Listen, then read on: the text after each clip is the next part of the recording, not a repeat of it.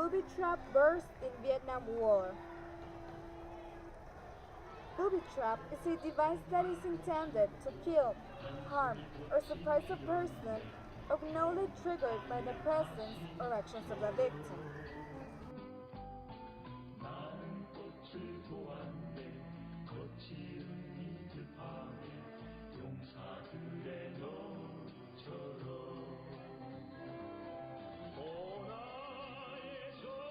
A military booby trap may be used to give away the location of an enemy by triggering a signaling device.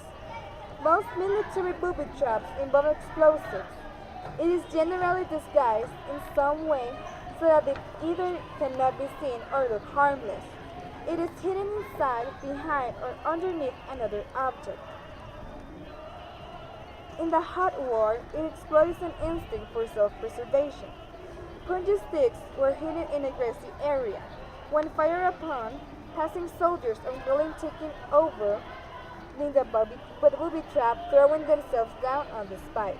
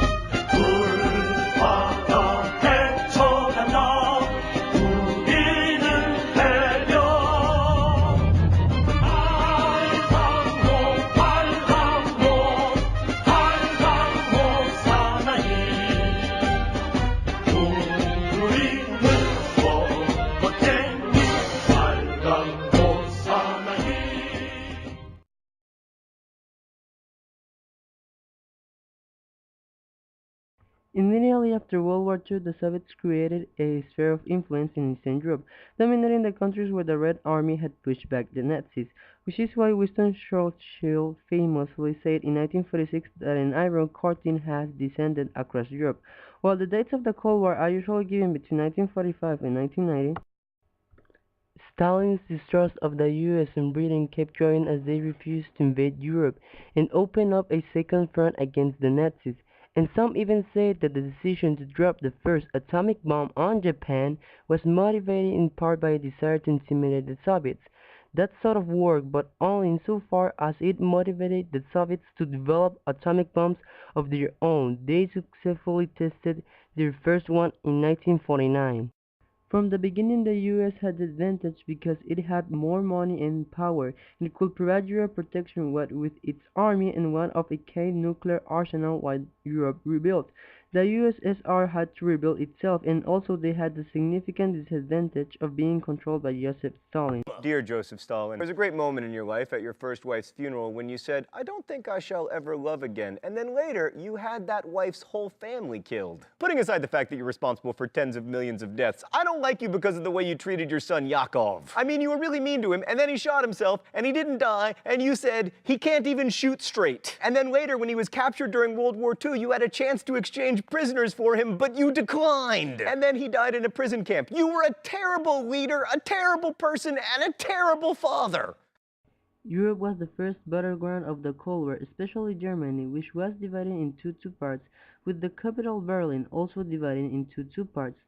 In 1948, the Soviets tried to cut off the West Berlin by closing the main road that led into the city, but the Berlin Air Fleet stopped them, and then in 1961 the Soviets tried again, and this time they were more successful, building a wall around the West Berlin, but it only lasted less than 30 years. The U.S. response to the Soviets was a policy called containment. It basically involved stopping the spread of communism by standing up to the Soviets wherever they seemed to want to expand.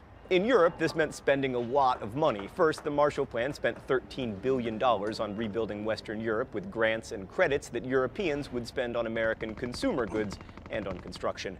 Capitalism's cheap food and plentiful stuff, it was hoped, would stop the spread of communism. The U.S. also tried to slow the spread of communism by founding NATO and with CIA interventions in elections where communists had a chance, as in Italy.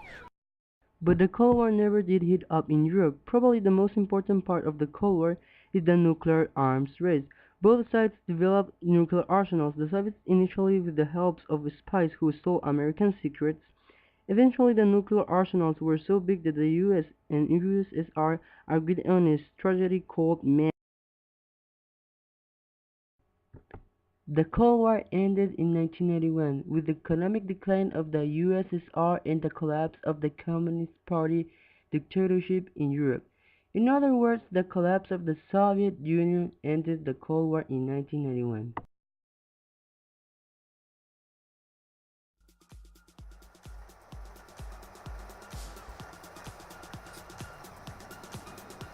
It was in the Soviet Union itself that Gorbachev faced insuperable problems. He could allow freedom to the satellites, but would be allowed to the Soviet republics. They were 15 separate republics. Most wanted independence. Of the 15 republics of the Soviet Union, the Russian Federation was the largest. Most were responding to Gorbachev's loosening control with demands for national freedom.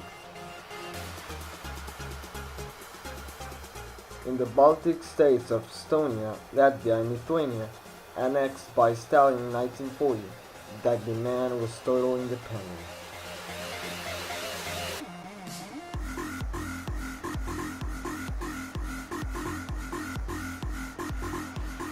In January 1990, Gorbachev had gone to Vilnius, capital of Lithuania, to argue that the Soviet Union must not be broken up.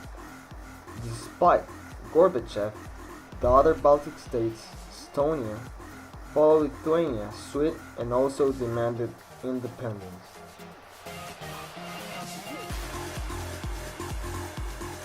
Boris Yeltsin had been Communist Party chief in Moscow, popular, ambitious.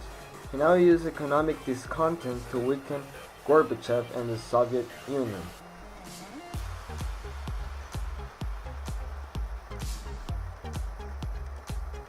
In May 1990, he was chosen parliamentary leader of the Russian Republic.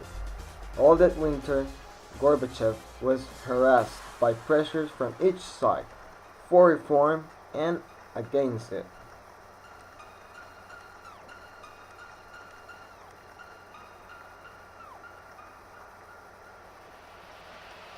On August 19th, a delegation arrived in the Crimea where Gorbachev was on holiday.